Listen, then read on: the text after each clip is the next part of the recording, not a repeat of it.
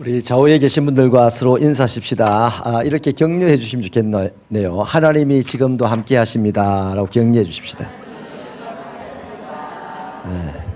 그리고 한 번 더 우리 건면을 하면 좋겠네요. 어떻게 하든지 하나님과 함께 가십시다.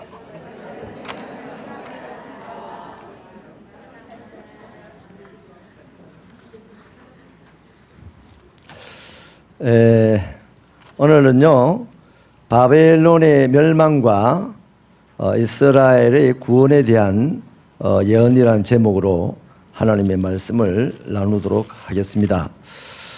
오늘 본문을 보면요, 지금 여러분 하나 베이스에 깔고 말씀을 드려야 될 게 뭐냐면, 이스라엘이 아직 안 망했어요. 유다 나라가 아직 안 망했습니다. 그런데 현재형으로 망한 것처럼 얘기가 되는 것은 선지자의 저 미래를 현재로 당겨서 지금 예언하는 것입니다. 아무튼 저 먼 미래에 가서 지금 우리가 같이 들어보기를 바랍니다. 우선 여러분, 지난 시간에 45장에서 우리가 말씀을 나누기를 우상은 허탄한 것이라 그랬습니다. 또 무능한 것이라 그랬죠. 왜? 사람이 만드는 것이기 때문에 사람보다 못난 것이 우상입니다.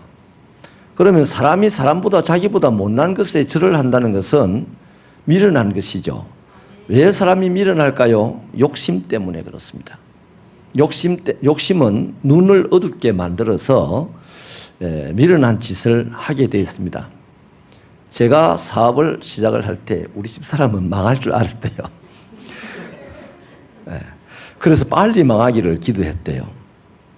망할 것이니까 빨리 망해야 사람 안 다친다 이렇게 생각하고 새벽마다 가서 망하게 해달라고 기도를 했대요. 근데 저는 망하는 것이 하나도 안 보였어요. 잘 되는 것만 보였습니다. 엄청나게 잘 되는 것만 보였거든요. 아무튼 욕심은 사람의 눈을 어둡게 만들어 가지고 바르게 가지 못하게 하는 것이죠.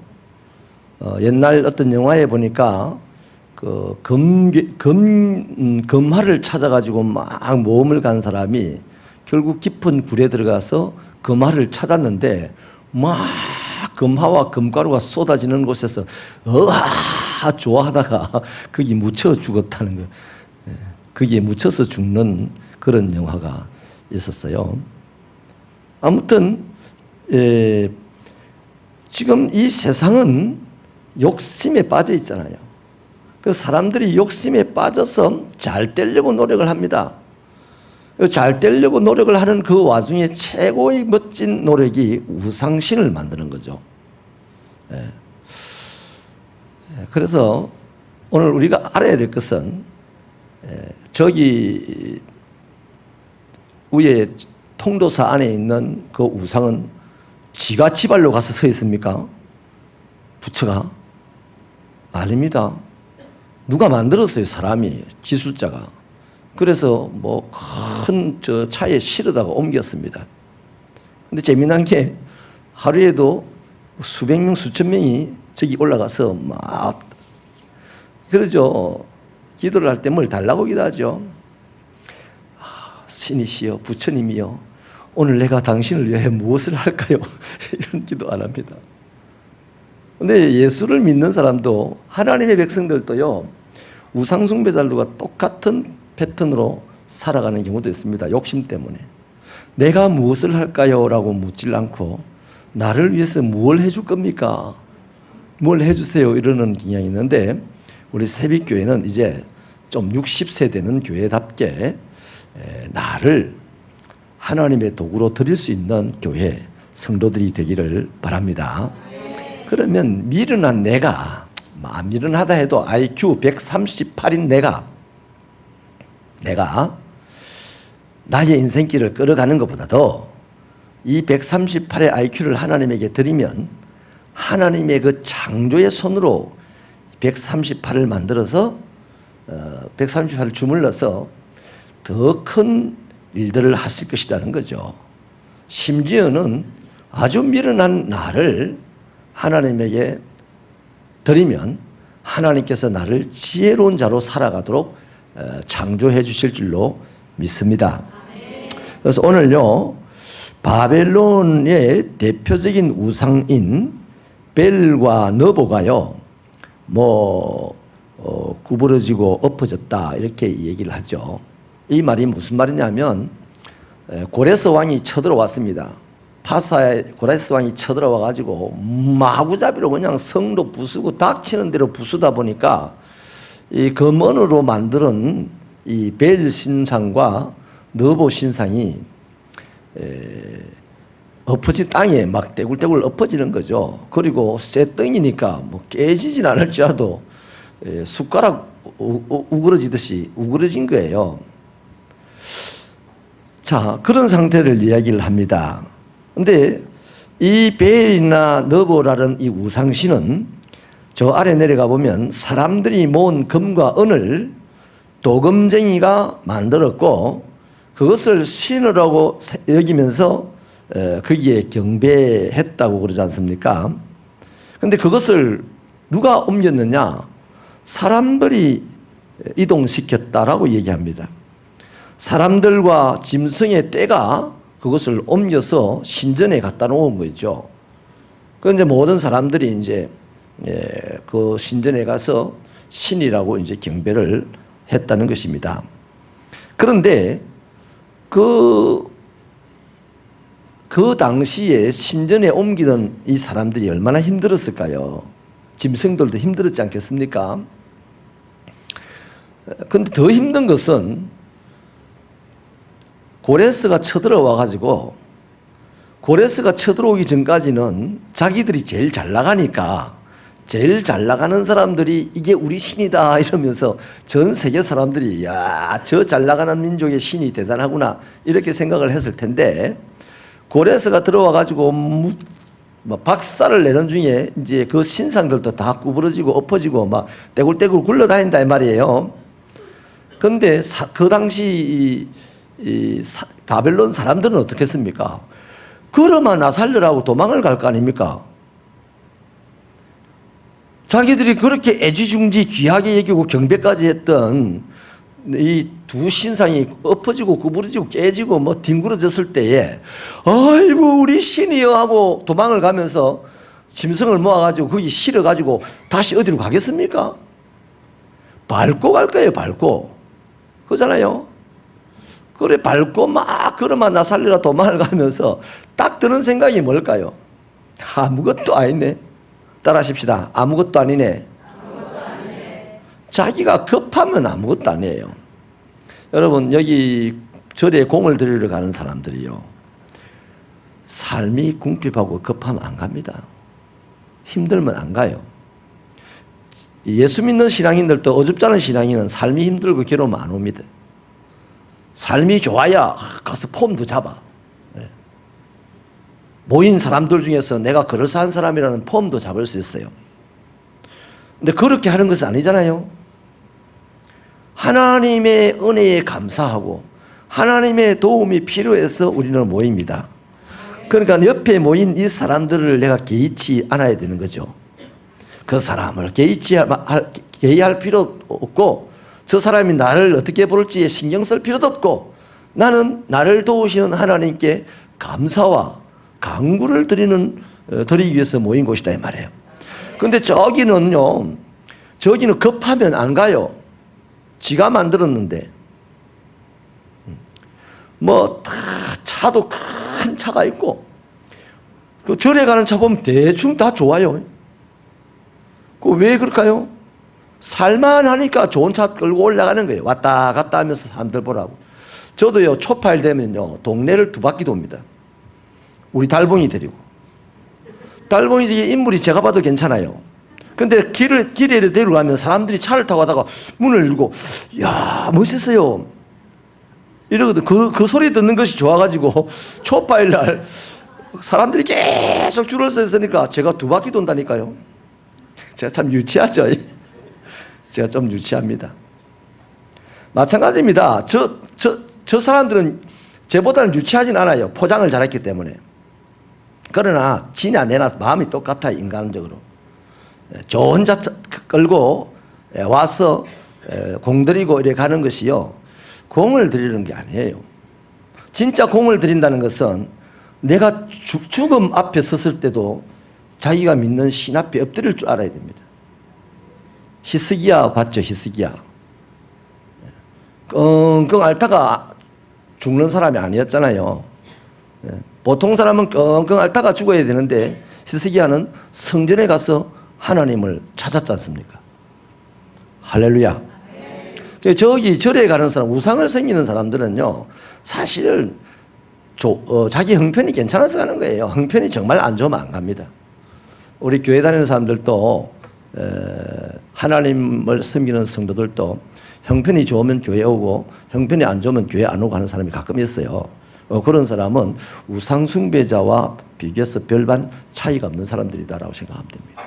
우리 새벽교 성도들은 힘들면 힘들수록 하나님의 품을 찾아들기를 바랍니다. 그때 하나님의 역사를 경험하는 것이죠. 저는 이승만 박사를 정말 대통령을 존경하고 좋아하는데요, 제가 좀 형편만 되면 그분을 모시는 기념관을 좀 세우고 싶은 생각도 듭니다. 형편이 안 돼서 마음뿐이지만 뭐가 정말 존경스럽냐 하면 그분은 미국 시민입니다. 미국인과 결혼했기 때문에 그 전쟁의 와중에 비행기도 있겠다, 또 미국에서 비행기도 동원을 해주겠다, 뭐 가버리면 그만입니다. 그렇잖아요. 자식도 없어요. 그 진해적이 와가지고 이제 정부를 지금 구성을 하고 피난을 와서 있는데 미국에서 배를 보내가지고 일본으로 가라고 이제 보낸 거예요. 근데 이승만 대통령은 내가 죽어도 내 나라에서 죽어야 되지 일본 가서 죽을 수 있냐고, 그거 못 간다 그런 거죠. 근데 그 주간에 이제 뭐 한국이 이제 함락된다는 것을 기정사실화했던 거예요. 근데 그 주간에 이승만 대통령과 그 강요들이 진해에서 이제 예배를 드리는데 그 전날 그 유명한 작곡가 있잖아요. 그 작곡가가 이제 성가대원들을 모아서 작곡한 곡을 이제 찬양대에 올리는 거예요. 그래서 주일 예배가 시작되고 그 찬양이 하나님께 들어지는데 우리가 잘 부르는 찬양입니다. 여호와는 나의 목자시니 내게 부족함이 없으리로다, 이 찬양을 했어요. 땅덩어리를 다 빼앗기고 지금 부산 끝에 하단 쪽하고 진해하고 이렇게 남아있는데 그래도 그 찬양으로 함께 하나님께 예배했다고요. 정말 위급한 순간에. 보통 사람은 그래 못하죠.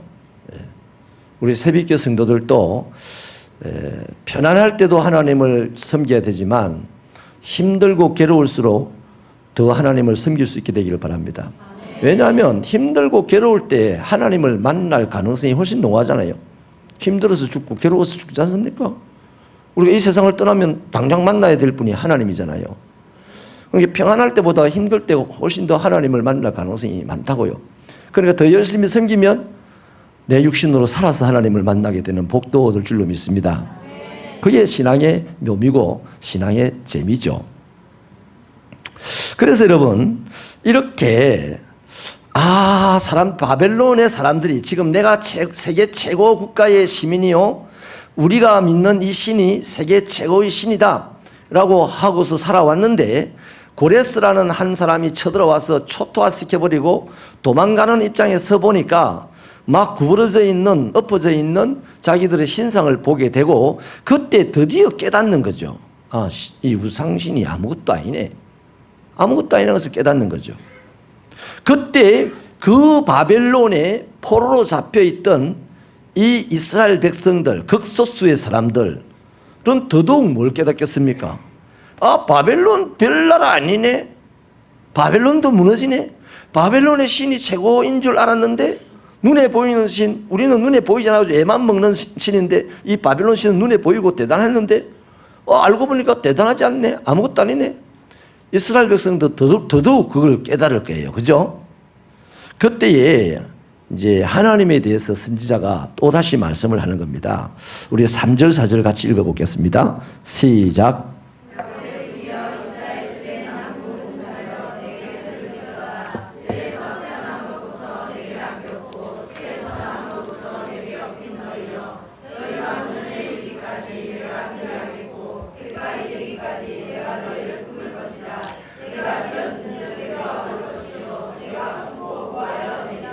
아멘.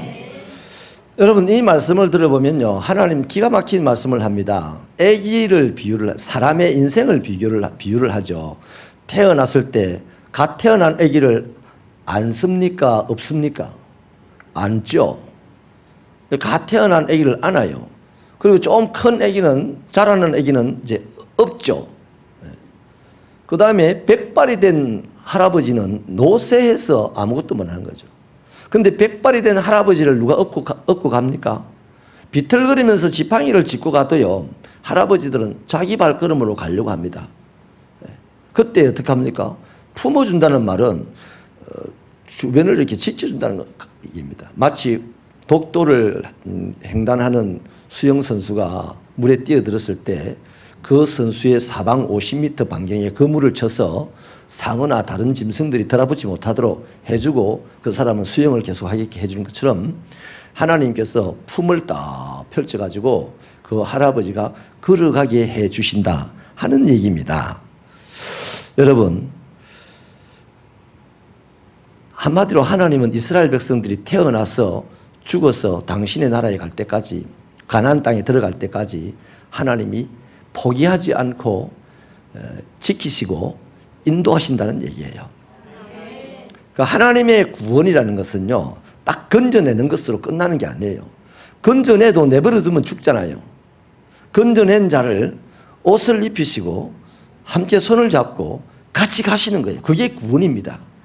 이 구원이라는 거 안에는요, 그냥 살려준다는 의미만 있는 게 아니고요, 하나님이 함께 끝까지 간다는 의미까지 같이 들어가 있는 거거든요. 그래서 이 바벨론의 포로로 잡혀있던 정말 자기가 생각해도 허접하고 쓸모없다고 생각하는 이 인생들이 하나님의 음성을 지금 듣는 겁니다.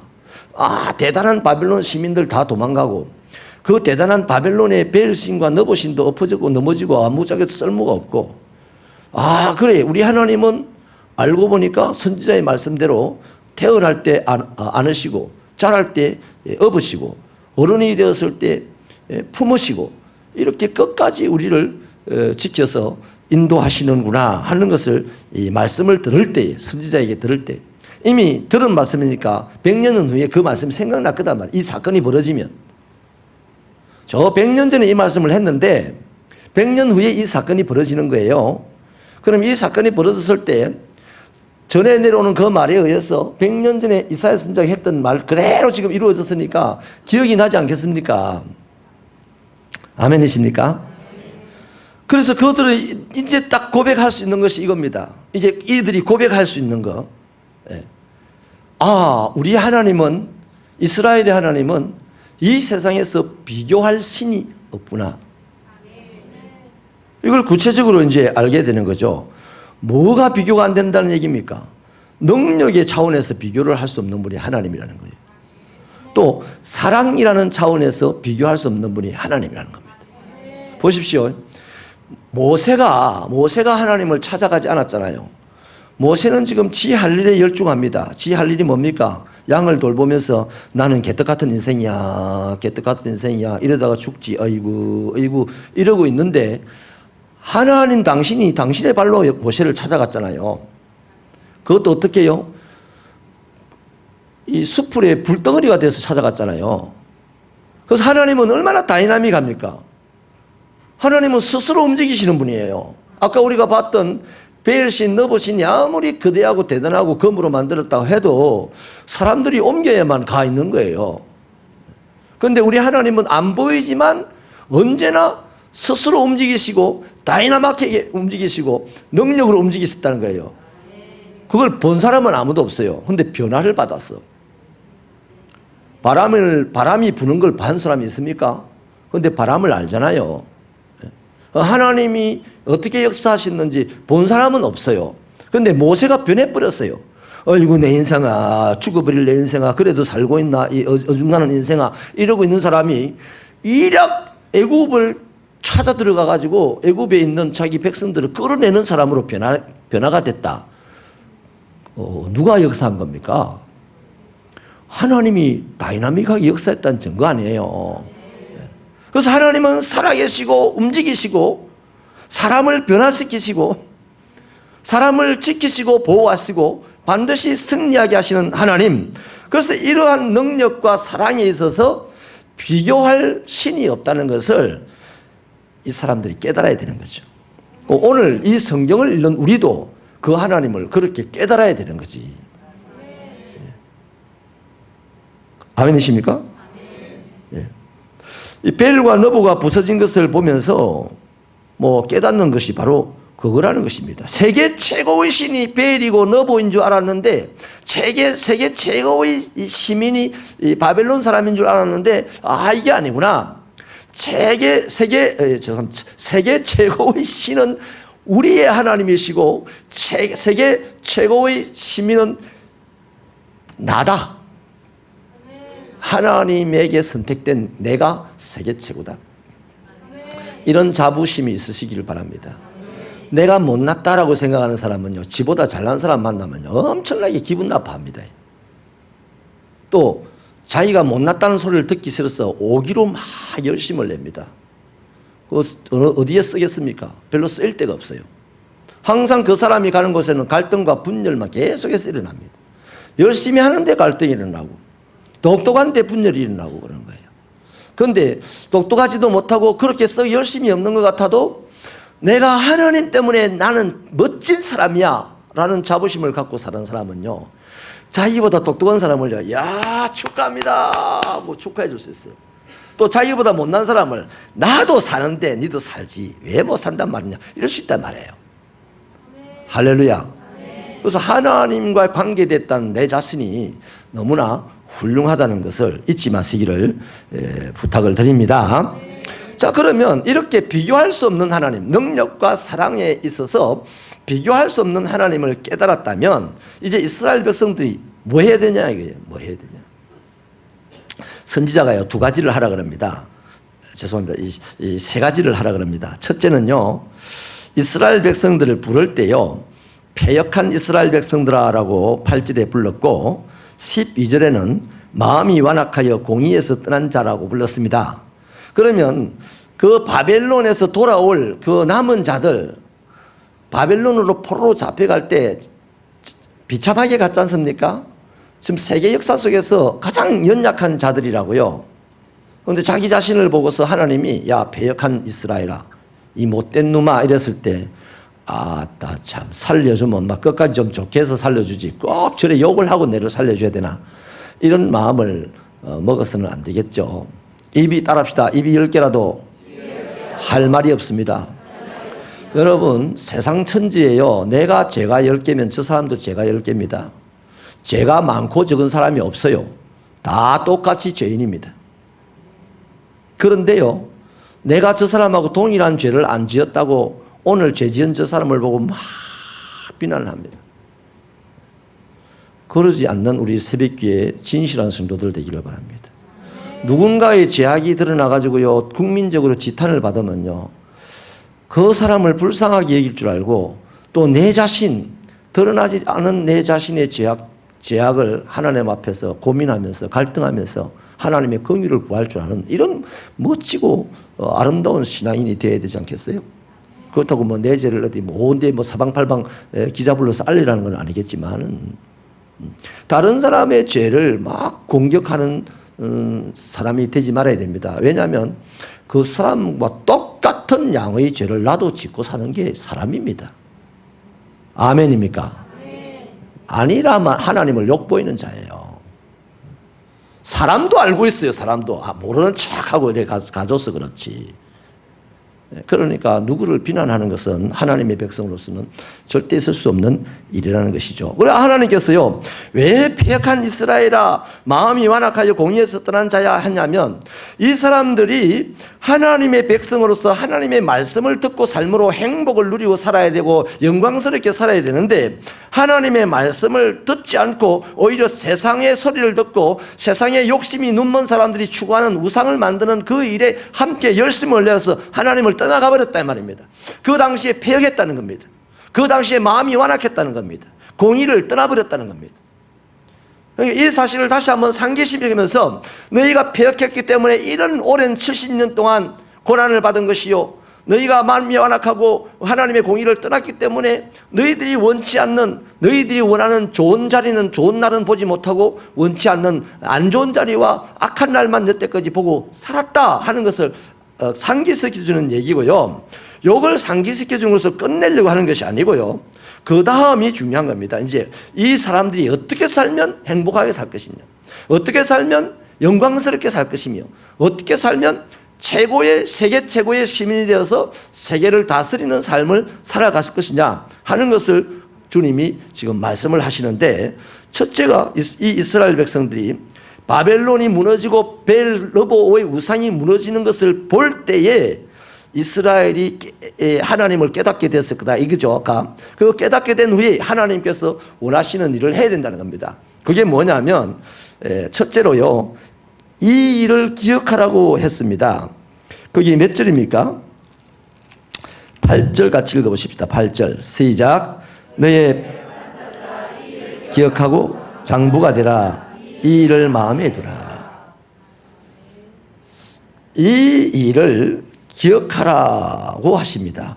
뭐냐면 지금 선지자가 예언한 대로, 선지자가 말한 대로 우상숭배의 비극이 얼마나 큰지 오늘 이 일을 봤으니, 바벨론이 무너지는 것을 봤으니 너희는 이 일을 기억하고 장부가 되라.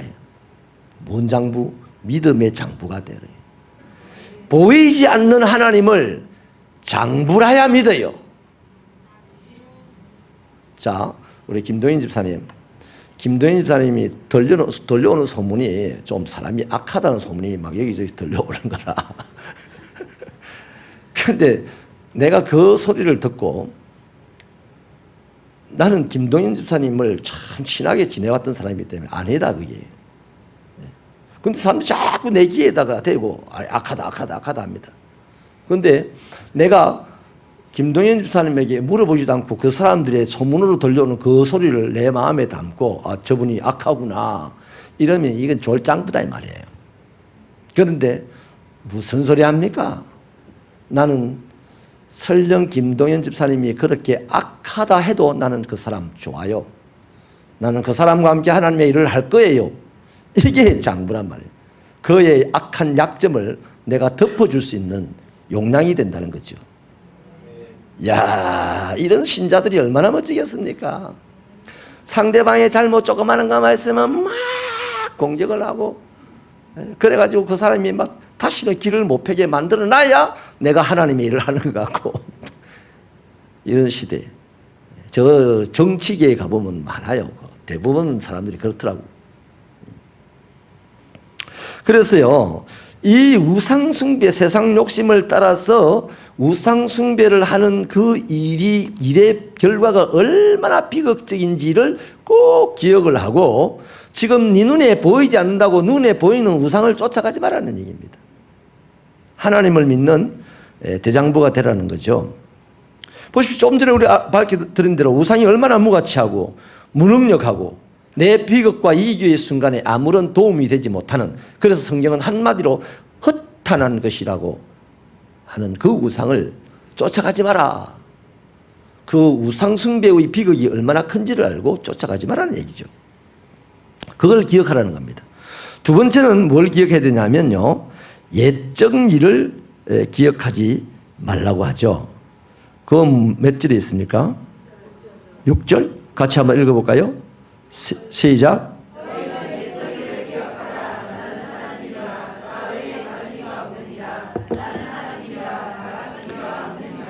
아멘. 자, 가깝게는 지금 당장 우상숭배의 비극적인 이 일들을 기억을 하는 거죠. 근데 그걸 기억하면 좀 더 멀게 또 기억을 해야 될 것이 있어요. 이스라엘 백성들의 출생을 기억을 하라는 겁니다. 한마디로 애굽에서 출애굽된 것들을 한번 돌아보라는 거죠.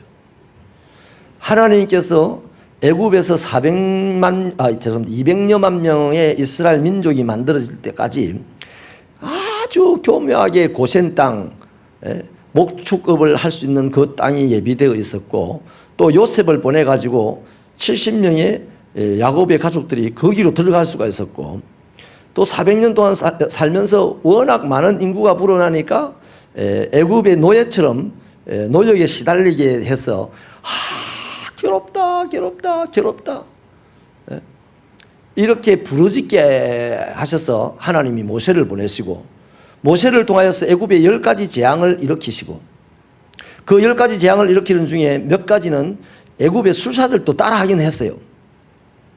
그런데요, 따라하기는 했는데 보면 하나님의 능력이 얼마나 탁월하냐 하니까 따라는 합니다. 근데 회복을 못 시켜요. 원상복구를 못 시켜요. 저 나일 강물을 핏빛으로 물들게는 따라 했어요. 근데 다시 맑은 물이 되기를 못했다는 거죠. 이런 대단한 하나님의 능력, 또 광야로 이끌고 오면서요, 구름 기둥, 불 기둥으로 이스라엘 백성들을 보호하신 것, 홍해를 가르시고 건너게 하신 것, 반석을 가르시고 물이 쏟아지게 하신 것, 하늘의 만나를 40년 동안 내려주신 것, 또 한 번씩 만나만 먹이 지겠다니까 메추라기를 보내주신 것, 또 메추라기 말고 소 뒷다리를 안 보내주신 천만다행한 이런 하나님의 세밀한 배려. 못 알아듣는 사람 못 알아듣는다. 왜 메추라기보다 소 뒷다리가 좋은데 소 뒷다리를 안 주고, 소 뒷다리를 떨어뜨리면 다 죽어버리잖아요, 맞아서. 그렇게 하나님께 세밀하게 이스라엘 백성들을 배려해서 가나안 땅을 활짝 열시고 정복을 하게 하셨대요. 그래서 가나안에서 드디어 나라가 되게 하셨단 말이죠. 자, 애굽에서 한 부족이 민족이 되게 하시고 광야의 시내산에서 법을 10계명 법을 주셔서 그 나라의 헌법이 있게 하시고, 그 다음에 드디어 가나안이라는 땅을 차지하게 하셔서 땅이 있게 되므로 민족과 법과 헌법과 땅이 있음으로 말미암아 진정한 나라가 되게 하신 하나님, 그 예적 일을 기억을 해라는 겁니다. 어느 신이 이럴 수 있었다는 것이죠. 이 세상에 있는 모든 신들은요, 사람이 나라를 만들고 난 다음에 신을 만들어서 거기다가 세운 거잖아요. 그런데 하나님은 하나님이 나라를 만드시고 사람을 불러내시고 사람을 세우시고 번성케 하셨다는 거죠. 그래서 그러한 예적의 일들, 하나님의 능력의 구원, 능력으로 구원하시고 사랑으로 인도하신 이 예적 일들을 기억을 하면 지금까지 너가 좋은 대로 너가 필요에 따라서 그냥 세상에 너가 마음대로 나가서 살다가 이미 세상이 낭패를 보고 그 사실을 너희들이 확인을 했으니 이제는 지금 이 일을 기억하고 평생 영원토록 기억하고 또 예적 일도 기억을 해서 그 다음 마지막에요, 들어야 합니다. 들어야 해요. 12절 같이 읽을게요. 12절 시작. 아멘. 마음이 악하다는 거 뭐예요? 마음이 하나님이 없다는 겁니다. 하나님의 말씀이 귀에 안 들어오는 겁니다. 오늘 우리들도 똑같아요. 아무리 허접한 사람이 설교를 해도요, 정신을 바짝 차리고 듣는 사람은 그 마음에 하나님이 있어서 그래요. 근데 아무리 대단한 설교를 해도요, 자부는 사람 혹 자뿌립니다. 그리고는요, 그 목사님 설교 못 알아듣겠다 하고 힘든다 이라고 막 그러잖아요. 제가 우리 조카한테 들은 얘기인데, 서울의 그 지구촌 교회라고요, 세계적인 교회죠. 이동훈 목사님이 은퇴하신 분인데 담임하셨던 교회. 이동훈 목사님이라면 강해 설교에서는 세계에서 제일 잘한다고 전 세계가 인정하는, 전 세계의 설교가들이 인정하는 설교자입니다. 그런데 그 교회에서도 제 많은 성도들이 무슨 설교를 저딴 식으로 하냐고 그러는 분들이 있어서 참 아이러니하다는, 하나도 아이러니할 거 없어요. 마음에 하나님이 없는 사람은 예수님이 와도요, 바리새인 짓 할 겁니다. 네. 그러나 마음에 하나님이 있는 사람은 허접한 아이가 설교를 하나님의 말씀을 전한다 해도 그것을 귀담아 들을 겁니다. 엘리 제사장을 보십시오. 사무엘 하나님 수업을 제사장에게 한 번도 안 받았습니다. 아직까지 그 근처에 갈 수 있는 자격도 없는 어린아이였습니다. 그런데 하나님께서 엘리가 말을 잘 안 들으니까 하나님이 급해서 사무엘에게 말씀을 주시죠. 그 사무엘이 하나님의 말씀이라고 엘리 집안의 저주스러운 말씀을 들려줬어요. 그때도 엘리의 좋은 점은 그 점이 좋은 점입니다. 하나님의 뜻이 이루어지기를. 보통 사람 같으면요, 그 마음에 진짜 하나님이 완벽하게 없는 사람 같으면 사무엘이 입을 털어막아라, 입을 찢어줘라, 이렇게 할 거 아니겠어요?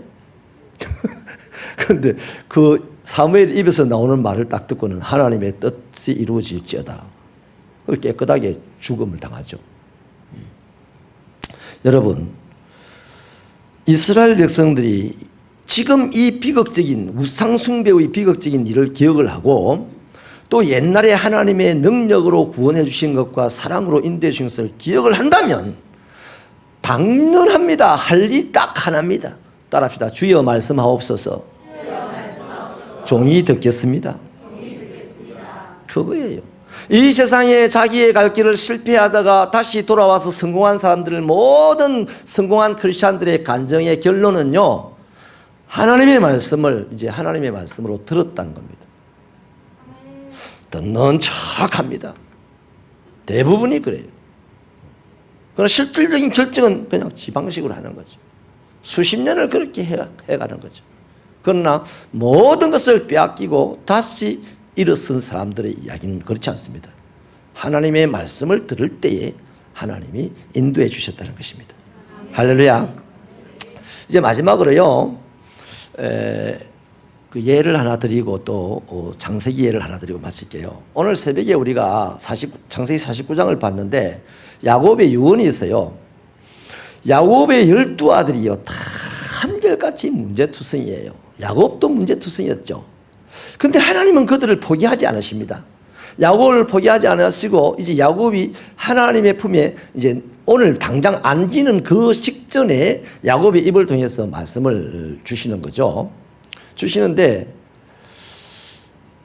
대체로 두 아들 요셉과 유다 두 아들 빼고는 나머지 10아들에 대해서는 평가를 좋게 안 합니다. 저주스러운 평가를 합니다. 근데 아버지가 지금 죽음을 앞두고 자식들에게 저주스러운 말을 한다는 것은 할 수 있어요, 없어요? 못하죠. 그런데 야곱이 했어요. 왜 했을까요? 이제 죽으면 하나님 앞에 바로 서야 되는데 10분 후에 아니면 30분 후에 하나님 앞에 서야 되는데 내가 자식의 편에 서서 말해야 됩니까? 하나님 편에 서서 말해야 됩니까? 당연하죠. 당연하죠. 야곱은 분명하게 하나님을 알고 있어요, 지금. 그래서 하나님의 편에 서서 자식이 그렇도록 듣기 거북한 말을 했어요. 그리고는 너무 안타까워가지고 절절하게 표현하기를 여호와의 구원을 바라노라 합니다. 그 다음에 그 저주들도 다 축복이라고 이야기를 합니다. 저 밑부분에 가가지고 합니다. 그 아들들을 축복을 하기를 그들의 분량대로 축복하였다. 성경은 저주스러운 말도 축복이라고 표현을 합니다. 따라합시다. 하나님의 말씀은 모든 것이 축복이다. 강난에서 말씀이 선포될 때 나를 찌르느니 어찌르니 이제 이런 생각하지 마세요. 축복인 줄로 믿으시면 아멘입니다. 축복이에요. 자, 보세요. 지금 이 이스라엘 12지파 족장들이 되는 야곱의 12아들들이요. 태어나서 지금까지 아버지가 죽을 때까지 100년이라 칩시다. 100년 세월 동안 안 변하니까 지금 야곱의 입에서 죽을 때 나가는 소리가 저주의 소리가 나가는 거예요. 근데 요셉은 변했습니다. 유다는 변했습니다. 변한 아이들에게는 축복의 말이 나갔어요. 그런데 나머지 10아들은 아버지가 죽는 그 시간까지 많은 세월 동안 하나도 안 변합니다. 하나도 안 변하니까 축복을 줄 것이 없어요. 그 분량대로 축복을 준 것이 저주가 같다 이 말이에요. 그러나 기회는 또 있어요.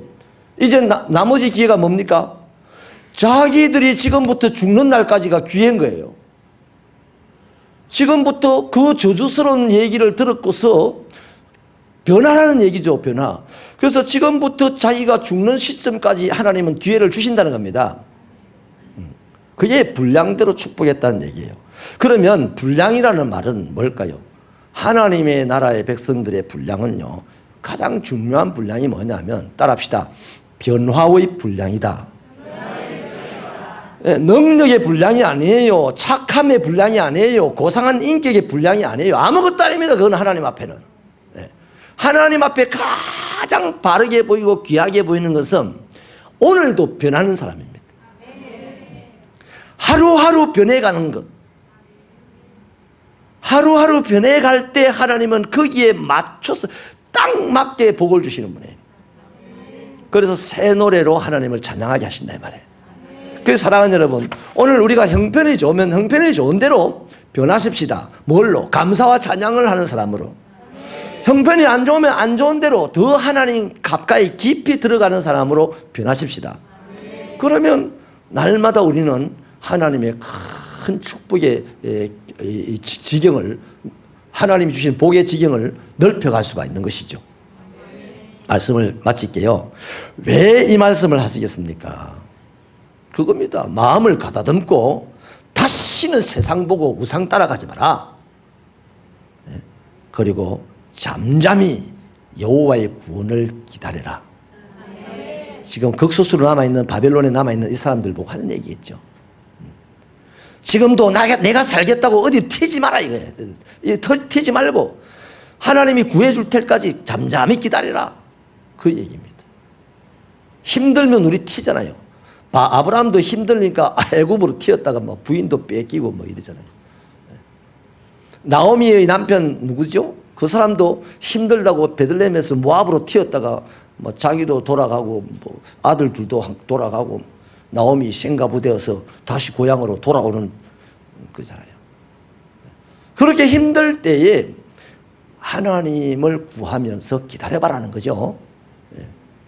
두 발자국이라는 시가 있는데 유명한 시입니다. 외국인이 쓴 시인데요. 뭐 내용이 그렇습니다. 하나님 나와 함께 가신다고 하셨죠. 내가 그렇게 힘들 때를 보니까 발자국이 4발자국밖에 없네요. 발자국이 2개밖에 없으니 4발자국밖에 없네요. 하나님 그때 어디 계셨어요? 그러자 하나님이 내가 니를 업고 갔지롱. 니는 급해서 그게 네 발자국인지 내 발자국인지 분간도 못하고 네 발자국인지 생각했지. 그건 내 발자국이야. 그래서 새로운 버전이 하나 나왔습니다. 아이고 하나님 그 힘들 때 저 발자국을 보니까 막 이리저리 헤맸네요. 어쩌다가 저렇게 헤매십니까 하나님이? 그래서 하나님이 하시는 말씀이 그렇게 말 안 듣는 것들 중에 네가 내 말 듣고 나와 함께 가길래 내가 너무 좋아서 춤을 췄다 아이가. 그래서 발자국이 막 흩어져 있더라는 겁니다. 무슨 얘기를 하려면 하나님은 항상 함께 하십니다.